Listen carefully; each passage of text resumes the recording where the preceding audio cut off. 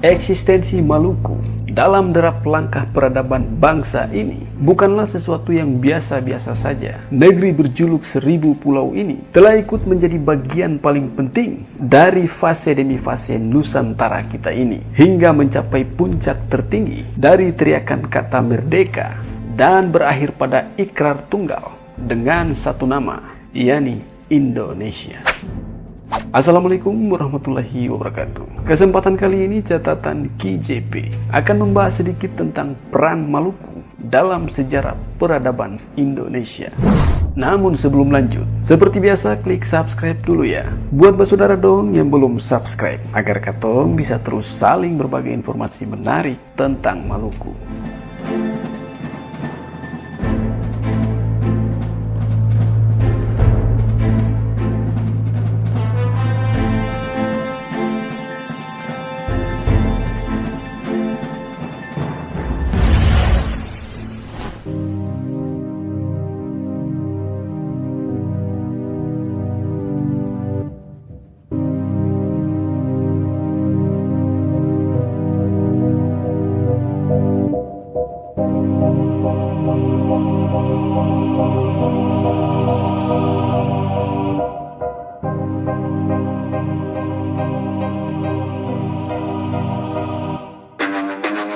Meskipun Maluku dan Indonesia pada umumnya merupakan kawasan dengan mayoritas Muslim terbanyak, namun siapa sangka Maluku menjadi titik awal atau bisa dikatakan sebagai pijakan pertama dari agama Kristen Katolik.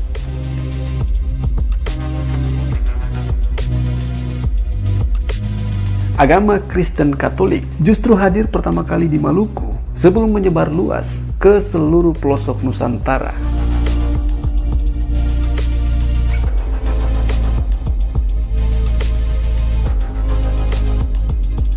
Kristen Katolik hadir bersama dengan hadirnya bangsa penjajah Portugis yang datang ke Maluku pada abad ke-14.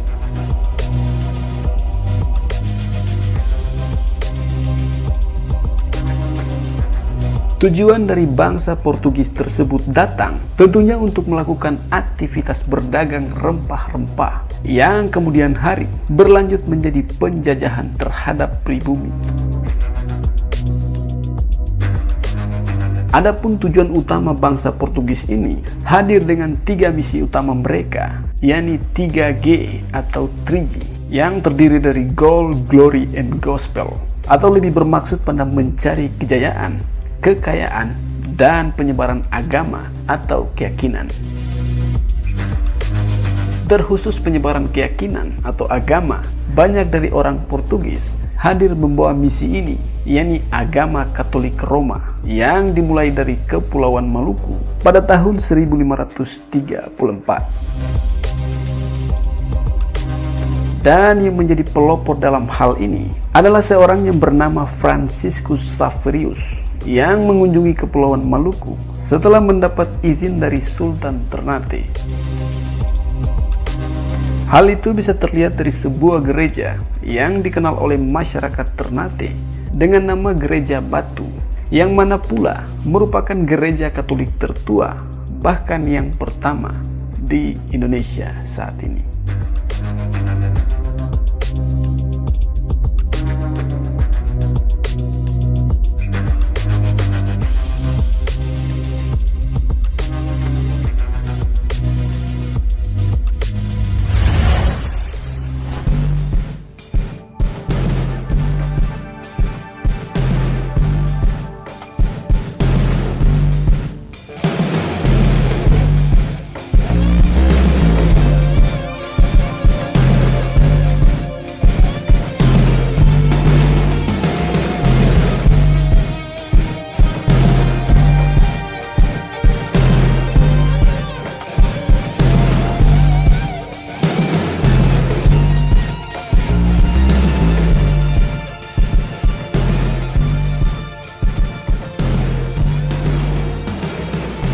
Nilai historis dan strategi Maluku bagi Amerika Serikat di Asia terjadi pada Perang Pasifik tahun 1941 sampai tahun 1945 atau Perang Dunia Kedua di Asia Pasifik antara kekuatan Amerika Serikat dan sekutu versus Jepang.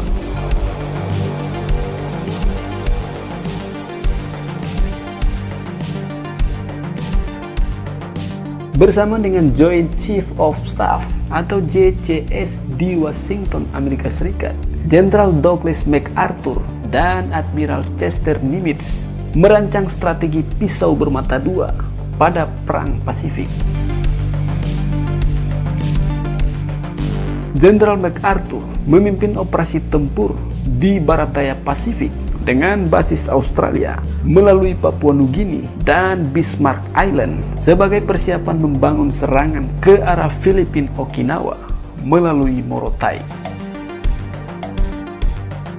Pada 15 September di tahun 1944, pasukan sekutu di bawah pimpinan Jenderal MacArthur mendarat di Pulau Morotai.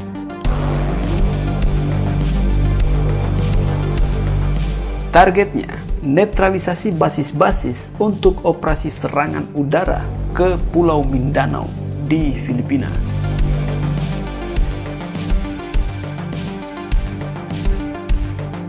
Pasukan Jenderal MacArthur merebut Morotai dari Jepang guna membangun basis dan fasilitas angkatan laut, angkatan udara dalam rangka operasi serangan ke basis-basis kekuatan pasukan Jepang di Filipina sekitar 7-22 September di tahun 1944.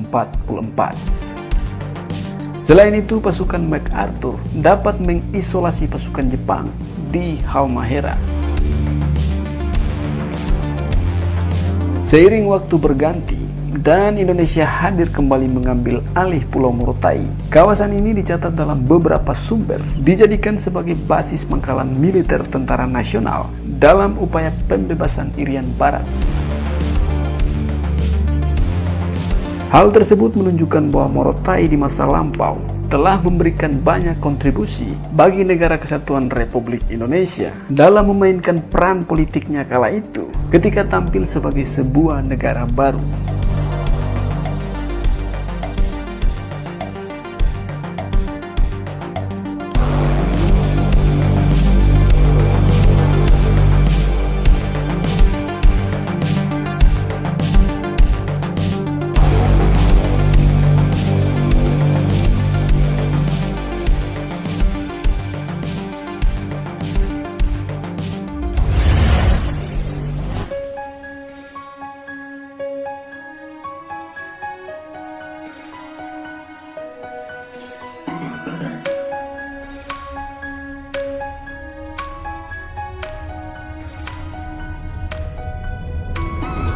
Harus diakui, kebanyakan kurikulum pendidikan di Indonesia masih mengenalkan bahwa bapak penemu teori evolusi atau seleksi alam adalah Charles Darwin. Padahal ada bukti sejarah yang mengatakan hal lain, bahwa ide teori evolusi pertama kali lahir di Indonesia, tepatnya di daerah Ternate, Maluku Utara.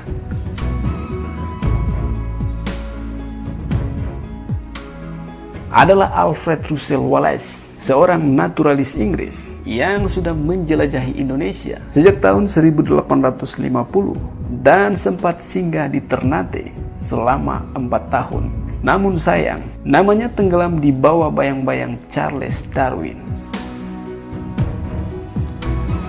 Selama kurang lebih 10 tahun, Alfred Russel Wallace tinggal di wilayah Nusantara. Ia meneliti banyak hal terkait hewan endemik dan kekayaan alam di tanah Melayu atau tanah Sunda hingga Nusantara bagian timur.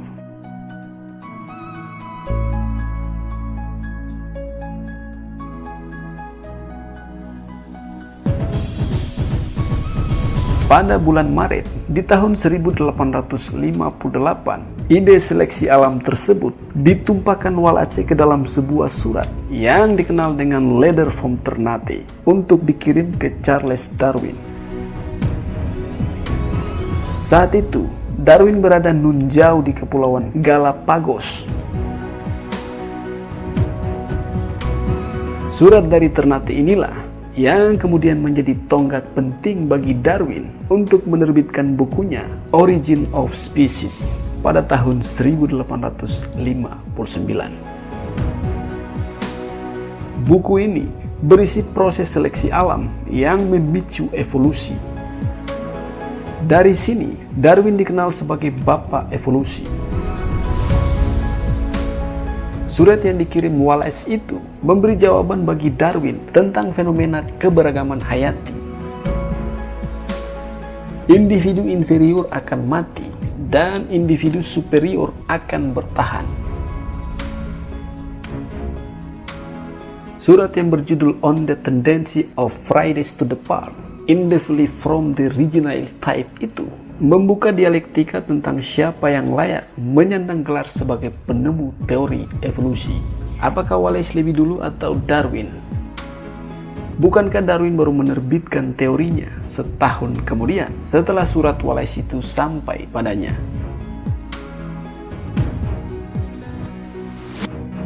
Belakangan, dunia pengetahuan mengakui Wallace adalah penemu teori evolusi bersama-sama dengan Darwin. Sebelumnya, hanya Darwin yang menikmati popularitas sebagai penemu teori evolusi. Menurut Adnan Amal, karya Wallace ini merupakan penyertaan Ternate dalam sumbangan yang amat penting bagi ilmu pengetahuan.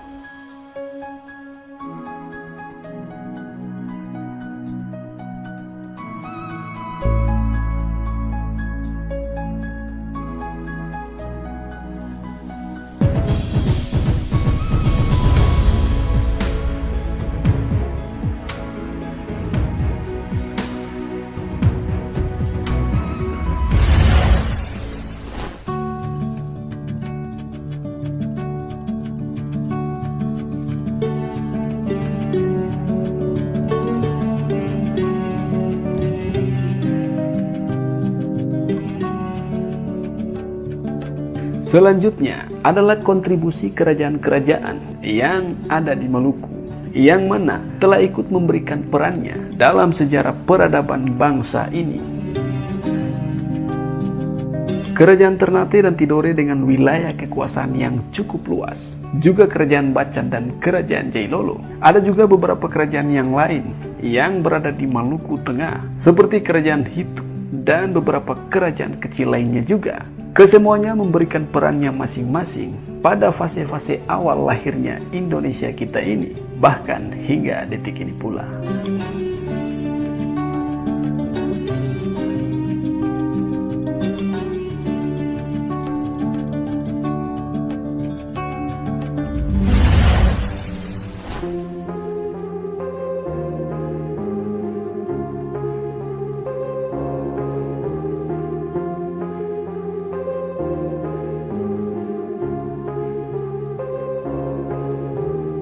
Rempah-rempah yang juga diistilahkan emas hitam pada masa keemasannya ini telah menghantarkan Indonesia jauh dikenal dunia.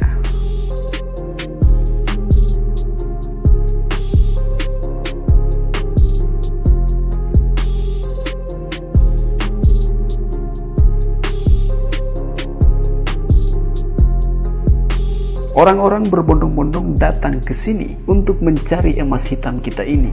Dan pada saat itu, emas hitam tersebut hanya bisa didapati di Kepulauan Maluku. Maka daripada itu, bisa dipastikan Maluku dengan rempah-rempahnya telah menjadi magnet paling hebat dalam menarik serta memperkenalkan Indonesia di mata internasional.